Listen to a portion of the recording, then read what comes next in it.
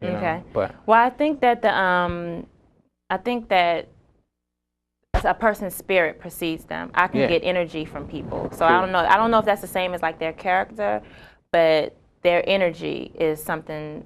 When I meet people, I can just feel something from them. I know if I don't want to be in this situation. Some people make me come. That's man and woman. Yeah. Some people make me uncomfortable, but it's just about the energy too. That's God, right? Yeah. That's what that is. That's that God inside of you. I mean, that's that part that we can't see. Yeah. But that's what we need to meet anyway, right? Because this is just, when we get old, this is gonna change. Like our physical makeup, that's all gonna change. We gotta meet what's inside that nobody can see. Right? You can only feel.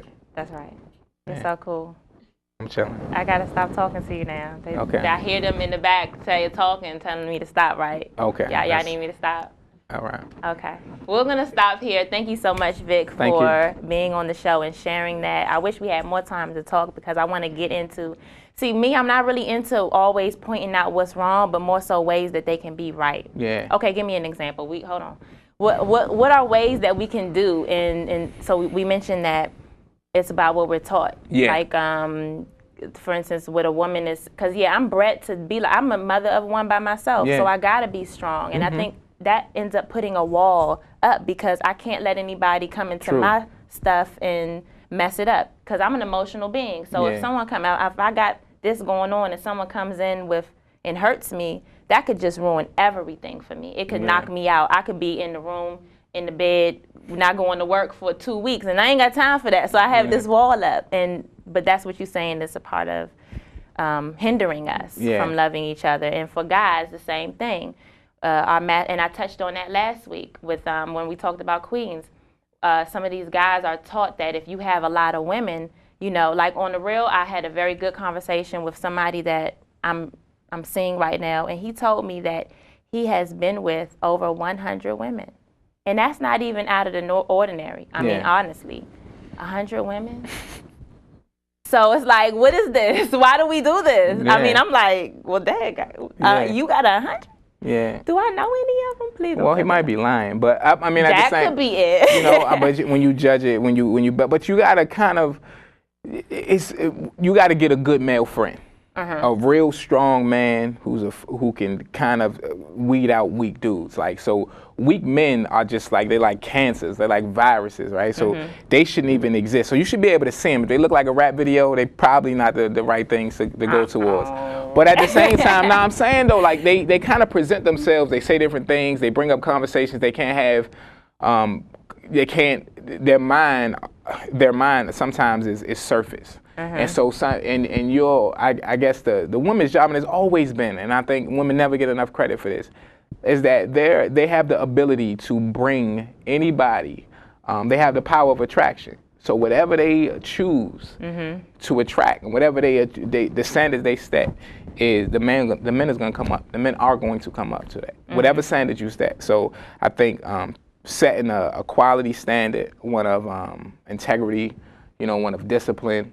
And sometimes it's gonna take those lonely nights or those things where you ultimately got to be by yourself. But if you set that standard, the dude he gonna rise up to it.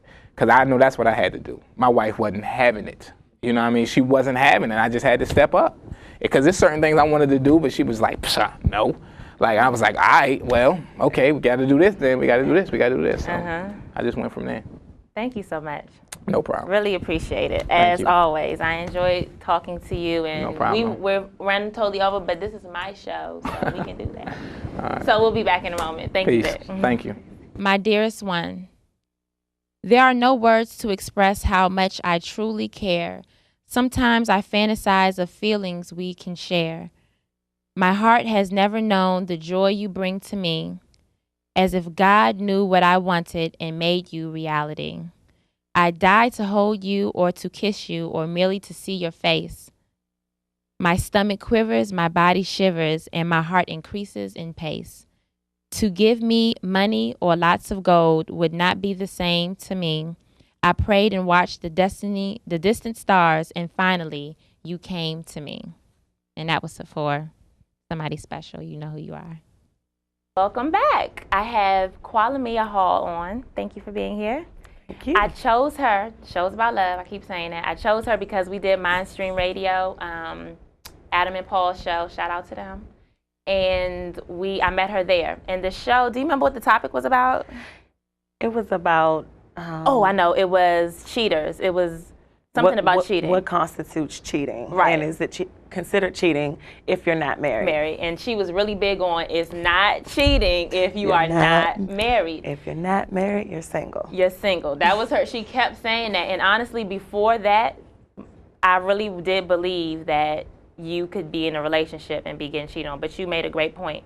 Because at the end of the day, if he hasn't proposed to you or you haven't accepted a proposal from him and decided to spend your life with them, basically y'all still in tryouts.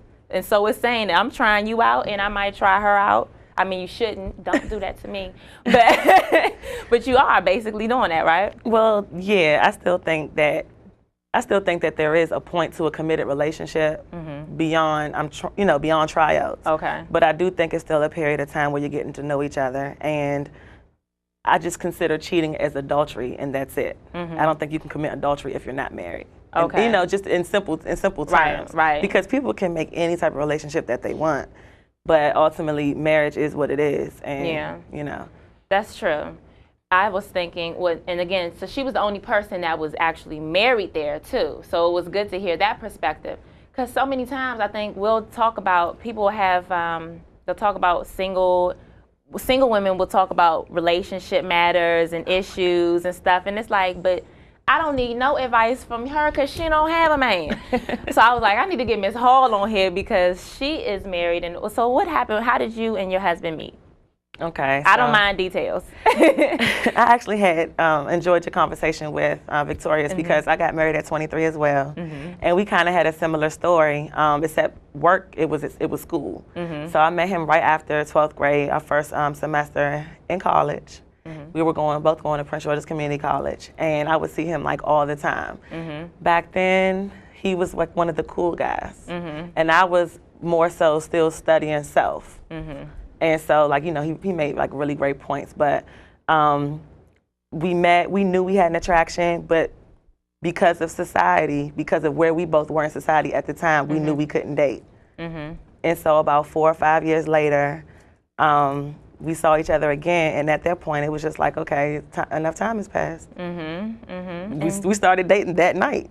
Oh. We've been together ever since. That was 5 years ago. Wow. And so how did he propose? I like these kind of stories. It was basically one of those, I know I want to be with you forever. I don't want to be with anyone else. He told me that I had all the qualities he wanted. Basically no need to look any further, so why not? And he had a ring, so I said yeah. Congratulations. I know I'm years late, but still.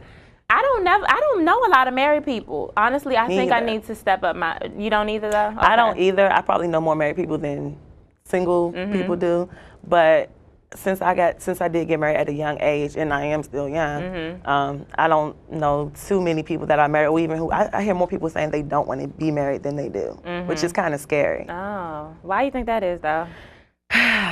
Now, it's for a number of reasons, but ultimately the biggest thing is not knowing themselves. They see, a lot of people go by what they see, and if you go by statistics, of course you're not going to want to get married, which I don't understand, because statistics and other things show us, what not to do, but we still do it. Yeah. So I really don't understand that. But I think it's more so when your feelings are involved. Nobody wants to get hurt. Like the one thing you said, there's so many single mothers out here, and they don't want to get their space messed up. Right. So it's like, well, if it's messed up on my own, I can control it. But if somebody else comes in and do it, then now I got two messes to clean up. Right. Versus my own. So, and I think that for some reason guys feel like if they get married, because it seems, I think women are willing. I think women want to be married. I know I can't speak for all women, but we don't want to be alone. Yeah. But there's something in guys that have it like, you know what, I don't mind doing this till I'm about 40 or 50. At least that's what they say. Now, sometimes I wonder if that's really real. I think maybe in half of them it's real. Okay. I don't think that all of them really think like that. I think it's more so a facade, or how they maybe appear as weak. if they give in to a female, just the appearance of it. It may not necessarily be what's really going on, but just how like their friends might look at them or whatever. But more people who are family oriented want to be married. Yeah. That's what you have to look at when you're looking for a guy. Look at his family structure. Right. Look how he is with his little cousins or nieces and nephews. That's the type of stuff I pay attention to. Yeah. How he treats his mom. What other qualities do you think women should be looking for? Now, we talked about that spirit and energy thing. Like, what else should we be looking for? I would say his etiquette. That tells you a lot. What he's interested in. Like, if he's more so, I mean, yeah, sports, that's like something that most guys are into. But if he's not into anything educational at all, what is he into then? Right. You know, drinking. Yeah. You gotta just assess a whole bunch of stuff. As far as actual personal qualities, I would say his respect factor, whether he can be professional or adapt in any situation. Yeah. You have to look at just the close things, not, you know, he's fine, he has money, what kind of job he's have, what type of advancement opportunities can he produce? Right. You know, what type of security can he give you, like Victoria said, in any situation. Right. Not just So and another thing I wanted to talk to you about is unhealthy relationships, because we tend to get into, I'm talking about men and women, tend to stick in unhealthy relationships because it's been going on for so long. Like, I got this new thing now. If I'm gonna give people I'm gonna give them 3 months, and we're gonna reassess this situation.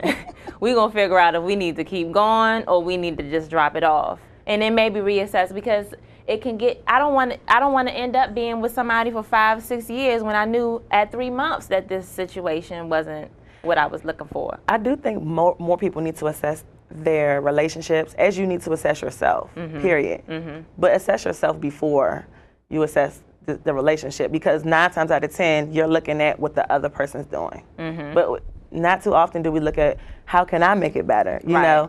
And also, I don't believe in putting a time frame on it, because every relationship is different. So, I mean, it's still good that you have yours. You know, it may change depending on what relationship, but I don't think enough people assess their relationships at any given time. Another big thing is a lot of people don't know how to communicate effectively. When you go into a situation, a lot of people assume things. They don't really discuss the important things. So when it comes about, it's like, oh, we're just dealing with it now. Yeah. If you're best friends with your partner, you can get through anything. Yeah. Bottom line.